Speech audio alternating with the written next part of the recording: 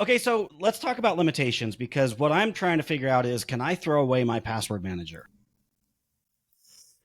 You can throw away your password manager. I mean, I think password managers, they're a great tool out there, right, to help kind of manage. So there's some efficiencies with them, but you think about your password manager today.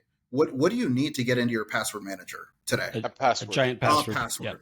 So guess what happens when somebody cracks into your password manager? Oh, they They now they have own you. every Yeah. password to everything. And so, when we look at it, there are some efficiencies, obviously, with password managers, but they themselves are just as vulnerable, especially if people don't have MFA enabled into their password managers. So if you are going to leverage a password manager, the only thing we kind of recommend folks to do out there is make sure that that those things are secured. You have multi-factor authentication into those password managers because, again, they're just as vulnerable as the endpoint that you're trying to get Right. into at the hospital.